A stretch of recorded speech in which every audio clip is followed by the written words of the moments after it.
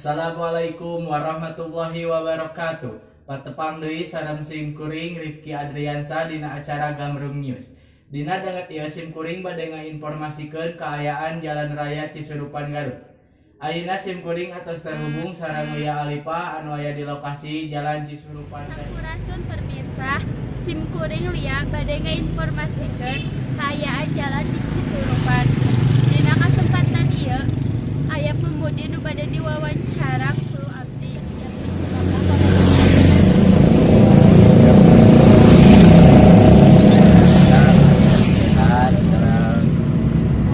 Kondisi motor anu jadi Jika aya sama pengajian sanekna supaya meninggal hanya pakai pengemudi misalnya jalan kena pada launan terkait ugal-ugalan sekarang nah padu sama pelaturan jalan